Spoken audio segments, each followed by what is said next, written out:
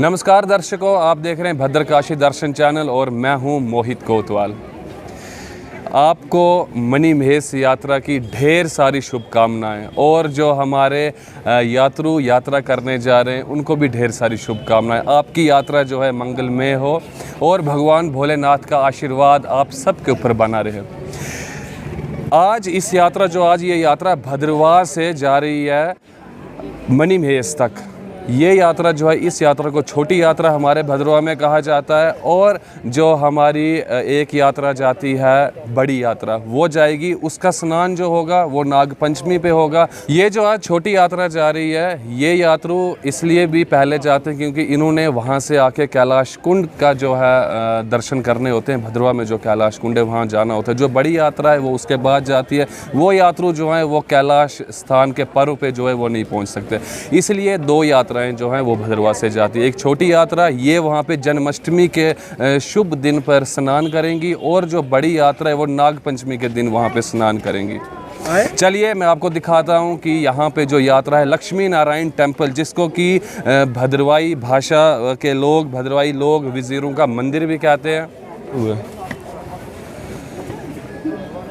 यात्रा हर गांव से, भद्रवाह के हर गांव से यात्राएं जो हैं इकट्ठी होती हैं लक्ष्मी नारायण टेम्पल में। ये मंदिर जो है 1903 में बनवाया गया था। महाराजा हरि सिंह जी के प्रधानमंत्री वजीर शोभा राम जी ने इस मंदिर को जो है यहाँ पे बनवाया था। अभी आप देख रहे हैं कि जगह जगह से जितनी भी यात्राएं हैं, हमारे भद्रवाह के हर गांव से जो है वो यात्रा आती है। अलग अलग इनके अलग अलग चेले होते हैं और वो लोग जो हैं वो यहाँ पे आके इकट्ठा होके फिर यहाँ से यात्रा जो है वो पैदल यहाँ से लेके मणि महेश तक पैदल यात्रा जो है वो जाती है। आप नज़र डालिए यात्रा की तरफ और यात्रुओं की तरफ।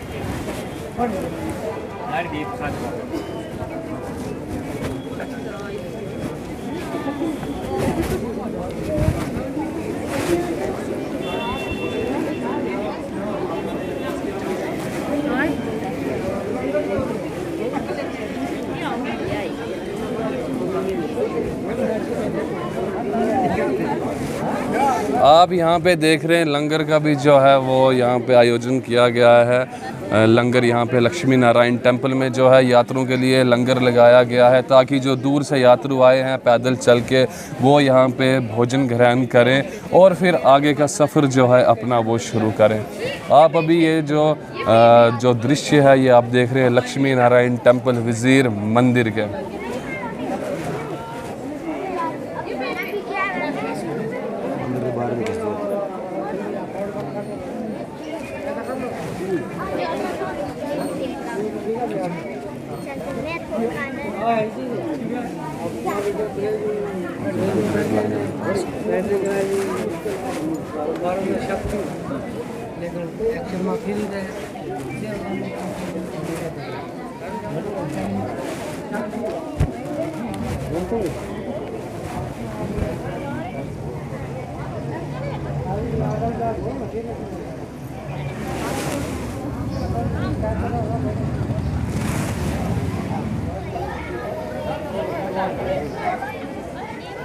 मंदिर के अंदर आप पहुँचे और यहाँ पे आप देख रहे हैं ये छड़ियाँ जो हैं, यही त्रिशूल जो हैं ये उसी समय से, पुराने समय से आते जाते रहे हैं मणि महेश, और यही वो छड़ियाँ, पवित्र छड़ियाँ जो हैं। और ये आप देख रहे हैं यहाँ पे चेला जी हमारे साथ बैठे हुए हैं। चेला जी से थोड़ी सी बातचीत करेंगे कि कितना लंबा सफ़र है और कितने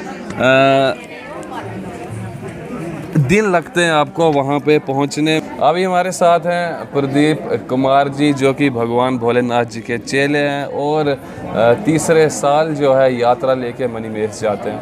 इनसे जानते हैं कि चेला जी घर से लेके मणि महेश तक का सफ़र जो है पैदल सफ़र है। घर से निकले हैं, आज चले जाएंगे हम भेजा जी, कल चले जाएंगे हम लगेरा जी, परसों निकलेंगे हम भंदल, उसके बाद पड़ाव बाई पड़ाव हम चलते रहेंगे। 13 दिन का सफ़र है ये हमारा ऊपर तक, कैलाश को 14 दिन तक, 14 दिन का सफ़र है। धीरे धीरे चलना है और 16वें 17वें दिन वापस भद्रवाह अपनी देव अपने घर अपने वतन फिर वापसी हो जाएगी हमारी। अच्छा, भगवान की सीधी नज़र रही तो 8 को शाम को या 9 को सुबह हम अपने भद्रवा में पहुंच जाएंगे। अच्छा, तो आज तो गाड़ियों का भी पूरा इंतज़ाम है, रोडें बनी हुई है, तो फिर गाड़ियों में भी जाते हो या कुछ श्रद्धालु? ये मेरे उम्र से पहले मेरे बुजुर्ग जो थे पैदल चलते थे। इसमें क्या था कि हम सोचते कोई गरीब गुरबा हर कोई गाड़ी हायर नहीं कर सकता है। जी जी जी। मेरे पास गाड़ी है, मैं गाड़ी में जा सकता हूँ। शायद मैं पैदल जाऊंगा, मेरे पीछे 10 गरीब बच्चे, उनकी भी यात्रा होगी।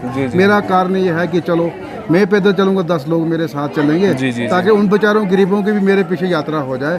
बट मैं एक नुमाइंदा हूँ भगवान भोलेनाथ के, वो उनका कुछ आशीर्वाद ऐसा था तो इस लाइन पे आ चुका। जी जी जी। नहीं तो गाड़ियाँ भी हैं, सब कुछ है, मगर दिल नहीं मानता कि गाड़ियों में चले। हम कहते चलो लोगों की यात्रा के साथ उनकी यात्राओं के पीछे हमारी भी यात्रा हो जाए। जी जी। मगर लगता ये है कि लोग जितने भी हमारे साथ चलने के लिए खुश नहीं है। लोगों का ज़्यादातर रुझान जो है गाड़ियों के ऊपर है कि हम गाड़ियों में आगे। सिर्फ फ़ोन कॉल होती है मेरे को कि चला जी आपने उधर कहाँ पहुंचना है, उधर कहाँ पहुंचना है, बरमोर कहाँ पहुंचना है, भंडारा का। बस मैं उनको यही बताता हूँ कि फलाने दिन हमने पहुंचना, फलाने दिन भंडारा है। बाकी हमने तो देखो चलना है। जी जी जी। भोलेनाथ क्या करते हैं उनकी मर्जी है, हम अपनी मर्जी से चले नहीं है। तो आपकी ये यात्रा किस एरिया की यात्रा है, जो आपकी वाली यात्रा? अलग अलग एरिया के अलग अलग यात्रा? मेरी एक मेरा जो गाँव है भालड़ा है। जी जी। एक भालड़ा की छड़ी है, एक पेंडकू की छड़ी है। जी जी। तो हम 2 छड़ियाँ हमारी जो है हम इकट्ठे आते हैं, वहाँ से निकल कर दरंगा इकट्ठे हो जाए, दरंगे से हम फिर कोर करते करते ऊपर के लिए आते हैं। जी जी जी। तो कितने इस साल कितने यात्रु आपके साथ? इस वक्त तो कुछ भी नहीं है, ऐसे 20-25 आदमी है अभी। हाँ, लेकिन आगे आके मिलेंगे आपके साथ ब्रह्मोर में? आके मिलेंगे क्योंकि गाड़ियों में आएंगे ना, आराम के साथ जो है वो यात्रा करेंगे। ब्रह्मोर में गैदरिंग होगी, 400-500 लोगों की उम्मीद है कि शायद इतने होंगे। जी। जिस हिसाब से मतलब गाड़ियों से वो कहते हैं कि हम फलाने दिन निकलेंगे, हम फलाने दिन कितने लोग हैं, इतने लोग हैं, जैसे लाकर अनुमान पूरा नहीं हम परफेक्ट बता सकते हैं कितना है। जी जी जी। बट इतना है कि 300-400-500 के आसपास इसमें रहेगी यात्रा। ठीक ठीक। चलो देखो आपके साथ बाकी और भी अलग अलग ग्रुप इलाके, जैसे हमारा उधर साइड वाला दाबड़ वाला इलाका है। जी जी। ठीक है, उन लोगों का भी है, वो 27-28 को निकलेंगे। वहाँ पे भाग सिंह जी आते हैं, वहाँ के जो बड़े बलोड़ा हैं उन लोगों के, भाग सिंह जी हैं, उनके साथ बात हुई थी। वो 28 को निकलेंगे घर से, तो रास्ते में कहीं मिलेंगे। बाकी भी और चेले बड़े हैं जो उनका कोई 31 को निकल रहा है, कोई 30 को निकल रहा है, कोई 2 को निकलेगा अपने। लेकिन आप अपने जो प्राचीन जैसे आपके बुजुर्ग चलते थे, आप भी वैसे ही? मैंने वही रखा कि चलो जैसे मेरे गुरुजी ने चलाया था मेरे को कि मेरे हवाले छड़ी करके चले गए थे जी। तो जिंदा रहे 7-8 साल, जब उनके जीते साथ मैंने छड़ी ली, उनको भी साथ में लेता गया जी। तो उन्होंने जैसे मेरे को दिखाया था, सिखाया कि तूने ये मेरा काम ऐसे करना है, तो कोशिश कर रहा हूँ। उनकी तरह तो नहीं उतर पाऊंगा, कोशिश उनके रास्ते पे चलेगी, कोशिश कर रहा हूँ। तो कोविड के बाद का ये आपकी शायद पहली यात्रा है। कोविड में भी आपके? कोविड में 2 यात्रा की मैंने। कोविड में 2 यात्रा गाड़ियों में गया, परमिशन नहीं बना कर गया। हाँ, बड़ी मुश्किल तंगी हो गई, बहुत तंगी हो गई हमें कि जाने के लिए, मगर जाने हम रुक नहीं पाते थे जी जी। रास्ते भी ऐसे भी थे जी। चलो उसकी मर्जी, जैसे वैसा हो। तो इस साल तो देखो क्या करता परमात्मा। ये कोविड के बाद पहली आपकी यात्रा है, तो यानी कि अब आनंद आने वाला है। आनंद के तो इधर के आनंद तो अवश्य होगा, आनंद अवश्य होगा। यही कहता हूँ आपकी सारी यात्रा को कि आपकी यात्रा मंगलमय हो, भगवान भोलेनाथ का आशीर्वाद बना रहे, आपकी यात्रा सफल हो और आप खुशी खुशी जाओ और खुशी खुशी भगवान भोलेनाथ के दर्शन करके जो है वो वापस आओ। मैं कहता हूँ मेरे साथ मेरे वासुकीनाथ का चेला भी पीछे पीछे आ जाए तो वो और नंद बनेगा, जरूर एक और नंद बनेगा बीच रास्ते में। हम आपको निवेदन देते हैं कि आप 27 तारीख को मेरे से कंपनी कीजिएगा जवांस में शाम को। भगवान वासुकीनाथ जी का और भोलेनाथ जी का आशीर्वाद रहा तो अवश्य हम भी आएंगे। पीछे 27 तारीख को हम आपको इनवाइट करते हैं, 27 तारीख को अपनी कंपनी देने में मेरे साथ जवांस में, चौथे पड़ाव पे। जरूर तीसरे पड़ाव पे। अभी आपने बात की भगवान भोलेनाथ जी के जो चेले हैं प्रदीप कुमार जी से। अभी मैं आपको लक्ष्मी नारायण भगवान जी के दर्शन करवाता हूँ। अभी आप देख रहे हैं कि मैंने इस मंदिर की एक स्टोरी पहले की है, आप YouTube चैनल पे जाके चेकआउट कर सकते हैं, लेकिन अभी आज के दर्शन भी मैं आपको करवाता हूँ। तो आइए मैं आपको मंदिर के अंदर लेके चलता हूँ। आप देख रहे हैं मैंने पहले बताया कि ये जो चौखाट है ये पूरी की पूरी पत्थर की जो है वो बनी हुई है। आप आइए अंदर। शिखर शैली के तर्ज में ये पहला मंदिर जो है यहाँ पे हमारे भद्रवाह में बनाया गया था। जैसा कि मैं आपको पहले भी कह चुका हूँ कि महाराजा हरि सिंह जी के जो प्रधानमंत्री थे शोभा राम, वज़ीर शोभा राम जी, उन्होंने जो है इस मंदिर को जो है वो बनवाया था 1903 में। अभी आप दर्शन कर रहे हैं लक्ष्मी नारायण जी के।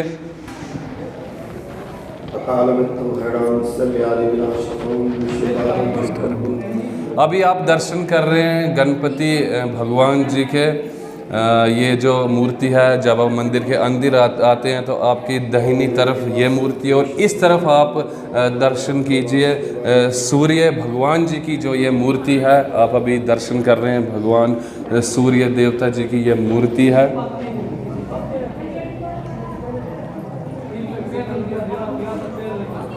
तो अभी हमारे साथ है मंदिर के पुजारी डॉक्टर आकाश शर्मा जी, इनसे बात करते हैं थोड़ी सी। पुजारी जी नमस्कार। नमस्कार। नमस्कार ईश्मान। पुजारी जी, कितना समय हो गया आपको ये मंदिर की सेवा करते हुए, भगवान विष्णु भगवान और लक्ष्मी माता जी की सेवा करते? मुझे कम से कम ये मेरा 11वां साल है। अच्छा। हाँ, 11वां साल हो गए मुझे। इससे पहले मेरे पिताजी करते थे जी, तो लास्ट ईयर उनका जो देहांत हो गया, तो उसके बाद मैं ही सेवा कर रहा हूँ मंदिर की। ठीक ठीक ठीक। तो पुजारी जी, मंदिर के बारे में तो हम पहले वीडियो में बता चुके हैं, तो बार बार बोलने से वो लेंथी हो जाएगा। मैं आपसे ये पूछना चाहता हूँ कि PhD होल्डर हैं आप, तो पढ़ाई के साथ साथ में मंदिर में पूरा अपना समय देना, सुबह उठना, मंदिर के सुबह कपाट खोलने, उसके बाद स्नान ध्यान इनके, यानी कि सुबह 4 बजे से लेके मुझे लगता है कि आप इधर से कम 10 बजे फ्री होते होंगे, और शाम को भी जैसे ही सूरज जब डूब जाता है, ग्रूब हो जाता है, और उसके बाद फिर से मंदिर का कार्य शुरू हो जाता है।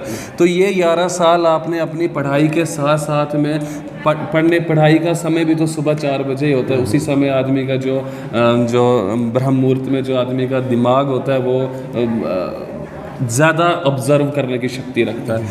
तो आप इनकी सेवा के साथ साथ में फिर पढ़ाई आपने कैसे PhD करी आपने, फिर कैसे ये मैनेज किया आपने? देखो, जब भी हम ईश्वर की श्रद्धा करते हैं, भगवान की तरफ चले जाते हैं, तो वो आपको खुद रास्ता बताते हैं।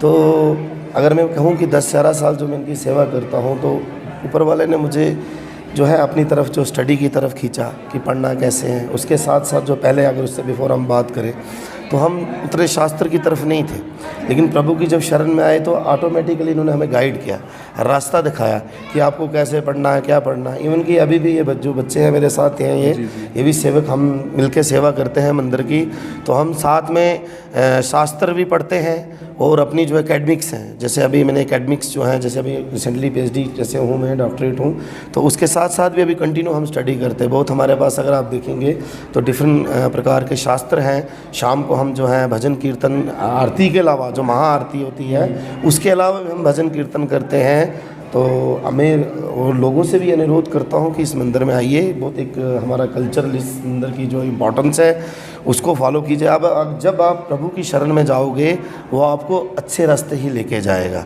तो मेरा ये आपसे यही कहना है कि जब भी आप ईश्वर को अपने आप को समर्पित करते हो, जिसके लिए हम बने हैं, तो अगर हम अपने आप को उसमें समर्पित करेंगे, वो आपको पॉजिटिविटी लाएगा और अच्छे रास्ते की तरफ ही लेके जाएगा।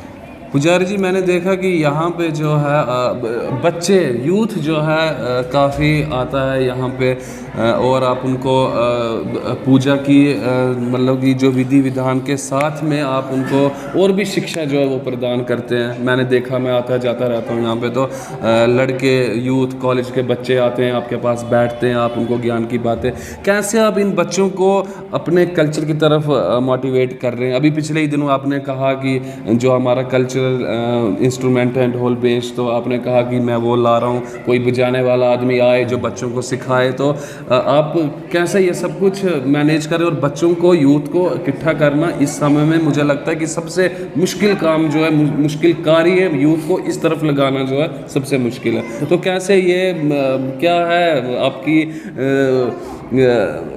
स्टार्स ऐसे हैं या आपकी बोलचाल ऐसा है जो कि यूथ आपके साथ जो है अट्रैक्ट हो जाता है? देखो, इसमें सबसे बड़ी बात है कि देखो, मैं डॉक्टरेट एजुकेशन में हूँ। जी जी। तो एजुकेशन का एक फंक्शन है, सोशल फंक्शन है, कि जिसमें कि transmission of culture from one generation to another generation. तो हमें जहाँ पे ट्रांसमिट करना है अपने कल्चर को from one generation to another generation, तो उसके लिए हमें यूथ का साथ ज़रूरी है। अब क्या है कि जो भी रिलीजियस प्लेस है या कोई भी है, तो जो हम जिसको कन्फाइंड रखते थे, जो कल्चर है, जो भी आर्ट है या जो एजुकेशन है, जो भी कुछ भी है, उसको हम कन्फाइन करते थे। अगर हम जो यूथ को है उसको अथॉरिटी दें, अगर हम उसको अथॉरिटी दें विद रिस्पॉन्सिबिलिटी, अगर उनको हम रोल भी दें, उसके साथ रिस्पॉन्सिबिलिटी भी दें, तो हमारे जो यूथ हैं हम उनको आराम से इसकी तरफ ले आ सकते हैं। दूसरी बात जो है रिलीजियस के प्रति आप एक बच्चे को कैसे ला सकते हो कि आपको ये बताना है कि जो ये हिस्टोरिकल इम्पोर्टेंस भगवान की पूजा करने से क्या होता है, उसका आपको सोशल बेनिफिट क्या है, उसका आपको पर्सनल बेनिफिट क्या है, उसका आपको प्रोफेशनल बेनिफिट्स क्या है, जब ये बात साइंटिफिक बेनिफिट क्या है, साइंटिफिक बेनिफिट क्या है, जब आप ये चीज़ बच्चों को डिटेल में बताओगे, बच्चा ऑटोमेटिकली हमारे साथ जुड़ जाएंगे। जब बच्चे जुड़ जाते हैं तो ये क्या होता है कि जब हम सोशल बीइंग हैं, एक इंडिविजुअल एक सोशल बीइंग है, जब मैं कर रहा हूँ कुछ अच्छा काम कर रहा हूँ, भगवान की भक्ति कर रहा हूँ, मैं दूसरे को बोलूँगा, दूसरा तीसरे को बोलेगा, और ऐसे ऐसे मेरे साथ एक काम करते करते करते ये कारवा बढ़ता जा रहा है। कारवा बढ़ता जा रहा है।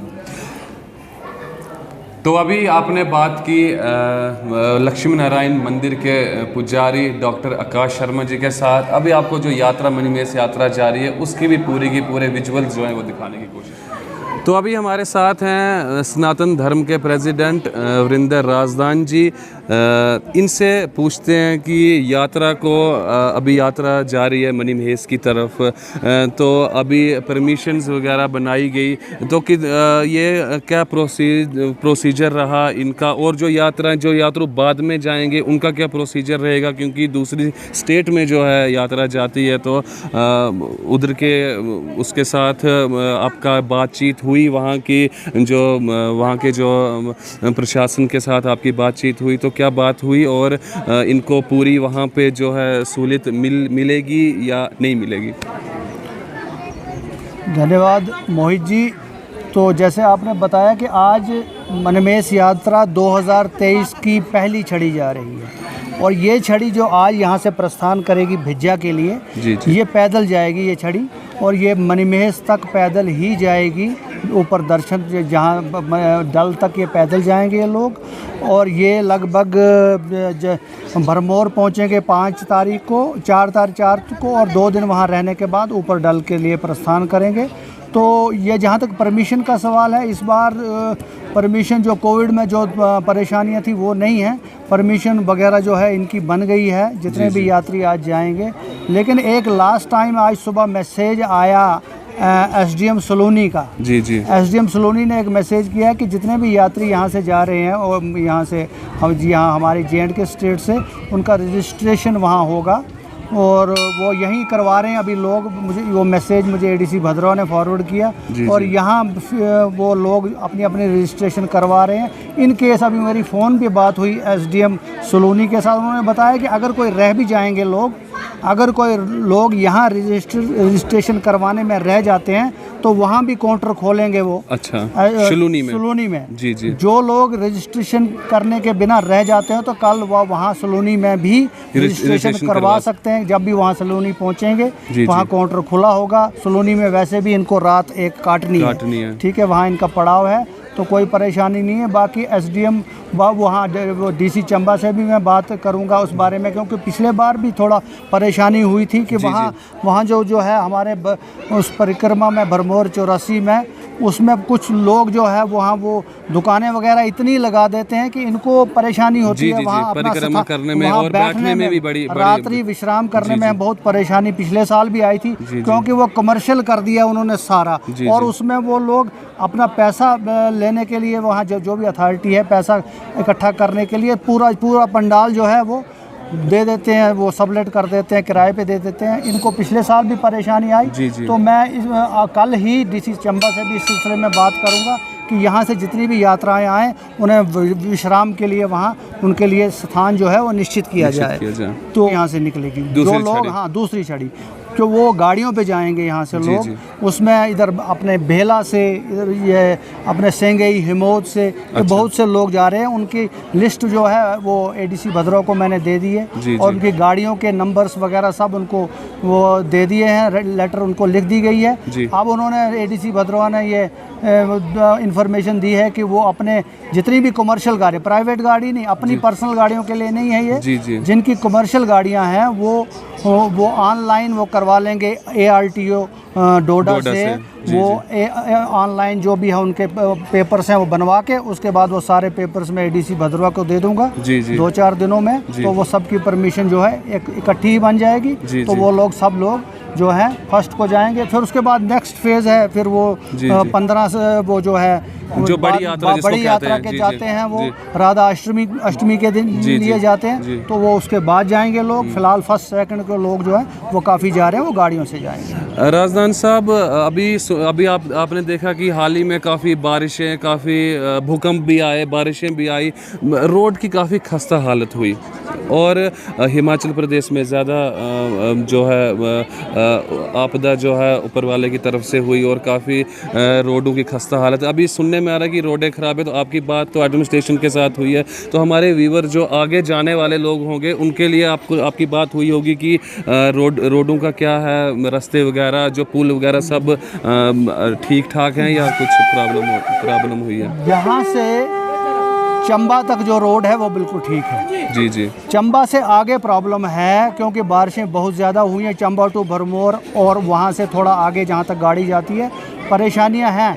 इसीलिए यात्रा जो थी पहले 30 सितंबर से शुरू की थी वहाँ की एडमिनिस्ट्रेशन ने, लेकिन अब उन्होंने उसको पीछे कर दिया। वो 30 अगस्त तक से की थी, अब वो 7 सितंबर से शुरू कर रहे हैं। थोड़ा एक हफ्ता उन्होंने पीछे कर दिया ऑफिशियल यात्रा जो वहाँ की होगी। जी, जी। और ये कुछ ईश्वर का प्रकोप है। कुछ मुझे लगता है कि जैसे केदारनाथ में जी, कुछ जी, जी। वहाँ कोई लोगों ने टूरिस्ट स्पॉट बना लिए जी, थे, जी, जी। और उसको वो यात्रा की मंशा से नहीं जाते थे, एक टूरिस्ट के तौर पे वहाँ जाते थे, और जब वहाँ ईश्वर का प्रकोप हुआ तो उसका आप नतीजा आपने देखा। और यहाँ भी मुझे लगता है मंडी के लोगों में, और या दूसरी जगह शिमला में जो हो रहा है, सैकड़ों मकान गिर गए, कई लोग बेचारे 200-300 लोग मर गए दब के। तो ये सब ईश्वर का प्रकोप लगता है, कोई वहाँ हुआ है लोगों द्वारा, जिससे ये ईश्वर का प्रकोप है। इन चीज़ों से हमें बचना चाहिए। और मुझे यहाँ के भद्रवाह के और पूरे JNK के जो लोग जाते हैं वो पूरी श्रद्धा के जाते हैं, श्रद्धा के साथ जाते हैं, जी, जी। यात्रा करने। लेकिन आप देखिए,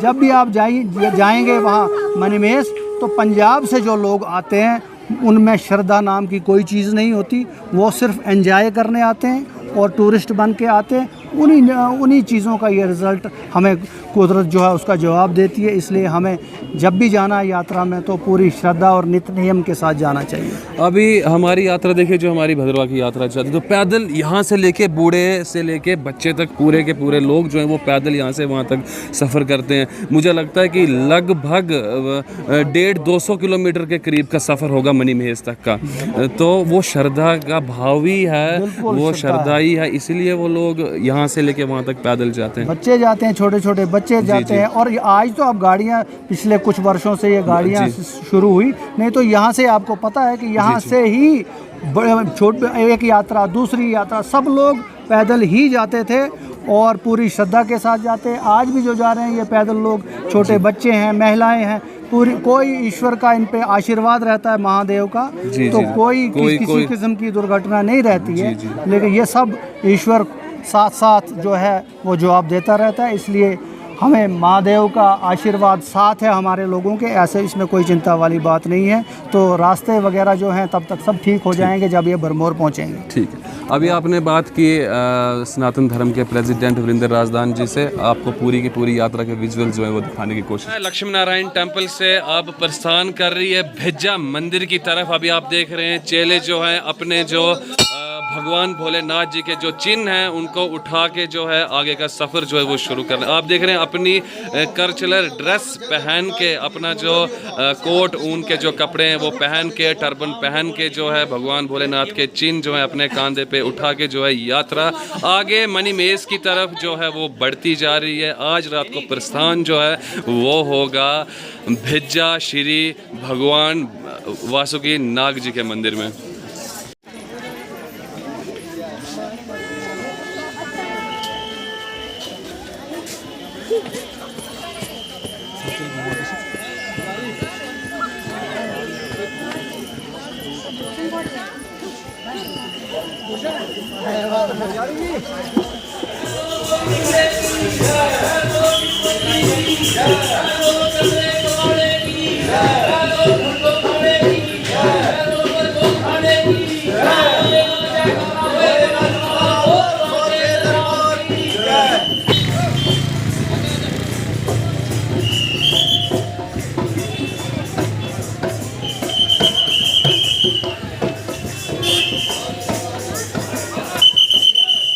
लगा भी लगाइए।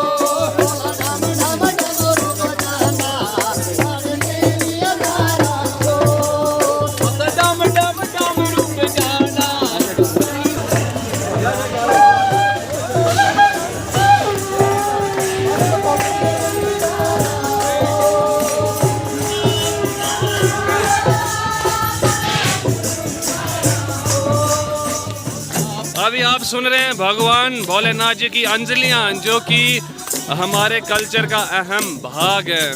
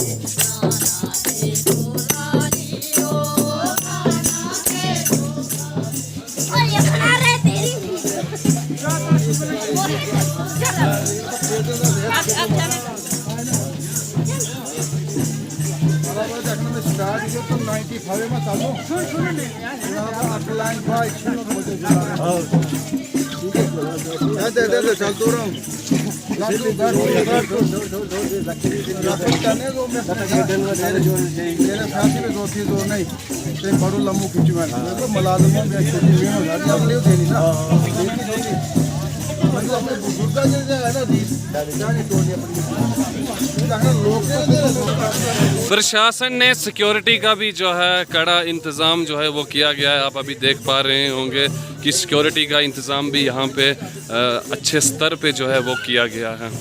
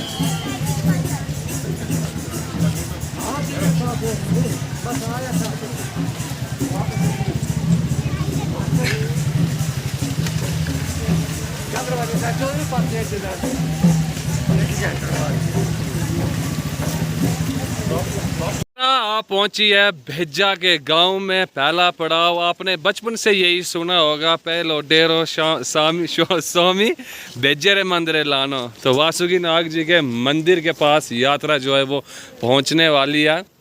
आप अभी देख पा रहे होंगे जो चेले हैं, यात्रु हैं, अब थक हार भी चुके हैं, अब शाम को रेस्ट करेंगे। अरे लिया ना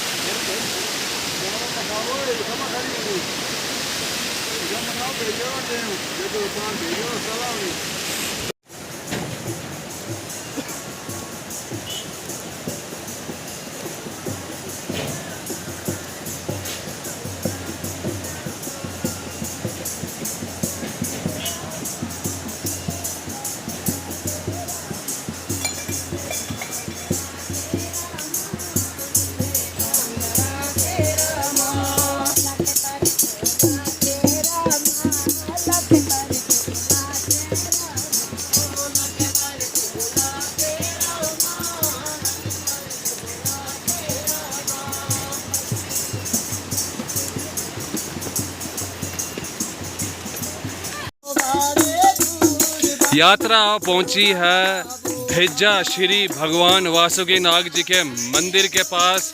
आप देख पा रहे होंगे भगवान वासुकी नाग जी का मंदिर, जहां पे कि भगवान वासुकी नाग जी के शीश की जो है वो पूजा होती है।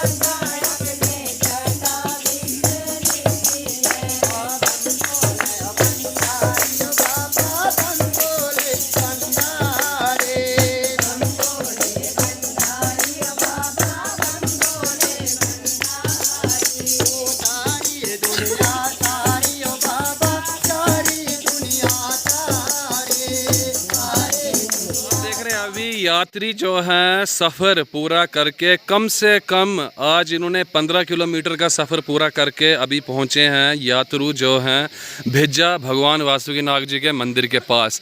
आज रात को यहीं पे विश्राम होगा और कल सुबह 6 बजे यहाँ से प्रस्थान करेगी यात्रा और पहुँचेगी कल लंगेरा में। भदरवाही में कहते हैं कि मुड़ मुड़ के लंगेरे, क्योंकि वो काफ़ी दूर है और मोड़ी मोड़ है, इसलिए कहते हैं मुड़ मुड़ के लंगेरे। कल ये लंगेरे पहुँचेंगे। लंगेरे की तो आगे की वीडियोस मैं नहीं बना पाऊँगा क्योंकि मैं जा नहीं रहा हूँ इस बार। क्या पता भगवान भोलेनाथ ने बुला लिया तो आ भी सकता हूँ, वो उनके हाथ में, लेकिन अभी के लिए फ़िलहाल नहीं है। कोशिश करूँगा कि कल सुबह पदरी तक इनके साथ जाएंगे, पदरी तक का सफ़र करेंगे इनके साथ। अपने भदरवाही जो गोट है, भदरवाही का जो बॉर्डर है वहाँ तक जाएंगे, उसके बाद फिर हम वापस आ जाएंगे। अभी हमारे साथ है भिज्जा के ही रहने वाले, इसी गांव के जहां पे यात्रा रुकी है, इसी गांव के रहने वाले हमारे साथ अभी बैठे हुए हैं। अभी इनकी एज कितनी एज है आपकी? 60 से ऊपर। 60 से ऊपर है। जब आप छोटे छोटे से थे या जब आप जवान थे तब कितनी यात्रा हुआ करती थी यहाँ पे? 500-600 500-600 लोग आते थे। 500-600 लोग लंगर होता था। अच्छा। ये पूरे जब बारिश होती थी गांव में हर जगह हर घर में जाते थे लोग, रात को बैठते थे घर में, क्योंकि तो बैठने को कोई इंतजाम नहीं था। तो लोग आते थे, बहुत लोग आते थे। तो अब क्यों नहीं आ रहे हैं लोग? अब ये बड़े लेकर अब आराम में हर लोगों को गाड़ी निकली है। अच्छा, आराम ढूंढ रहे हैं लोग, गाड़ी में जाते हैं। तो वो तो मैंने तो सुना है कि भगवान से मिलना आसान नहीं, थोड़ा कष्ट उठाना पड़ता है बाबा जी। वो बात थोड़े उठाना पड़ेगा, वो बात थोड़ी, वो चेले उठाते हैं कष्ट, बाकी थोड़ी उठाते हैं कष्ट। जो इसके लोग हैं, जो इसके बांधे हुए लोग हैं, उन्होंने ही कष्ट उठाना बस, बाकी नहीं, बाकी गाड़ी में जाएंगे, सब गाड़ी में जाएंगे। आज आपके साथ कितने क्या लोग हैं? आप अपना कैमरा मार के देख लो कितने लोग हैं। एक ज़माना था जब मैं चलता था यहाँ, इस जगह पे जगह नहीं मिलती थी, पैर रखने के लिए जगह नहीं थी, ठीक है। बट अब वही बात आ गई, पैसे वाली यात्रा है, पैसा वाला लोगों के पास आ गया, रोड है, गाड़ियाँ नहीं चल पड़े, गाड़ियाँ नहीं। आपके पास भी तो 2-3 गाड़ियाँ हैं, मगर नहीं चलेंगे पे तो कश्ती तो करेंगे, फिर जाके कुछ मिलेगा ना। घर से बैठे गाड़ी में, दफ्तर भी गाड़ी, बाथरूम भी चाहिए लोगों को गाड़ी। अब यात्रा तो कम से कम पैदल करो, थोड़ा सा कष्ट उठा लो, ताकि हमारे कष्ट करने से कोई हमारे पीछे 10 लोग और भी उनको बेचारों को कोई ये होगा जो ना चल पाएंगे। तो इसलिए थोड़ा सामने किया है। बट आप देख रहे हो कि ये अगर हार रहा, चेलों के ऊपर डिपेंड रहे लोग, तो फिर चेले भी तो गाड़ियों पे जा सकते हैं। बिल्कुल, भोलेनाथ मारता नहीं है किसी को। ऐसे तो नहीं होगा कि ये यात्रा बंद हो जाएंगी आने वाले समय में? ये अब तो लगता है कि ये जैसे, ये मैं आपको 84 की बात सुनाता हूँ। मेरे दादाजी और मेरी दादी की यात्रा पे गए, 2 महीने के बाद वो घर पहुँचे थे। 2 महीने के बाद कम होते गए दिन, सुलहता हो गई, कम होते चला गया काम, तो होता गया। अब टोटल 13-14 दिन की यात्रा है हमारी। तो चलते थे लोग, अच्छे होते थे। अब लोगों को वो भी भारी लग रही है। अब लोग बोलते हैं कि हमें चूल्हे के पीछे भोला जी का दर्शन हो जाए तो ऐसा ठीक है, मगर वो हो न पाएगा। कष्टी तो कुछ ना कुछ करनी। यहाँ से तो ये लोग गाड़ियों पे जा रहे हैं, आगे 14 किलोमीटर की उनकी परीक्षा है वहाँ पे फिर उन लोगों ने क्या करना है, एक जानवर का यूज़ करना है, घोड़े का। फिर घोड़े को कष्टी देनी इन्होंने, पैसा है ना, पैसा बोलता है। बाकी गरीब गुरबे के पास पैसा नहीं है, हमारे पास पैसे नहीं, हम चल रहे हैं, हम घोड़े भी नहीं, हम पैदल अपने 11 नंबर गाड़ी चलेगी, जब तक चलेगी तब तक यात्रा है। 11 नंबर बैठ गए तो यात्रा बैठ जाती। यही मेरा एक है कि लोगों को यार थोड़ा सा ऊपर वाले के नाम भी दिन निकालो, कुछ थोड़े से दिन दो। 2 महीने नहीं थे, अब 15-16 दिन की तो बात है। पहले जो लोग हमारे जाते बुजुर्ग, मैं भी भद्रवाह का ही रहने वाला हूँ, तो बोलते हैं कि घर से उठा बड्डा ही मैं थोड़ी सी गाल कहता हूँ, उठा बिशा करता कि भाई जाने उन्हीं वापस ऐसी यात्रा, कठिन यात्रा थी कि लोग जो यात्रु यहाँ से जाते थे वो अपने रोध होके जाते थे कि पता नहीं अब वहाँ से वापस हम घर आ पाएंगे या नहीं आ पाएंगे। इतनी श्रद्धा थी उन लोगों में, और भगवान भी समय समय का सब कुछ उनको देते थे, ना उनको कोई कष्टी आती थी, और अपने आराम से जाते थे, यात्रा करके आराम से सब के सब घर पहुँचते थे। लेकिन आज लोगों ने अपना रवैया चेंज कर दिया है, लोग आराम ढूंढते हैं, गाड़ियों में जाना है। पहले सबकी सब यात्रा यहाँ पे इकट्ठी होती थी, लेकिन अभी क्या होगा कि कुछ लोग जो यहाँ आसपास के जो चेले हैं, आसपास के जो लोग हैं, वो कल सुबह ही आएंगे। सीधे, नहीं तो पहला पड़ाव यहाँ पे लगाना ही लगाना है। यहीं से शुरुआत जो है, यात्रा की शुरुआत इसी मंदिर से जो है वो होती है। ये थी एक छोटी सी मुलाकात इन सब चेलों के साथ, यहाँ के लोगों के साथ। अगर पदरी तक गए तो आपको वीडियो दिख जाएगी, अगर नहीं गए तो यहाँ तक की। मिलते हैं आपको अगले एपिसोड के साथ, कैमरामैन मगर सिंह जी के साथ।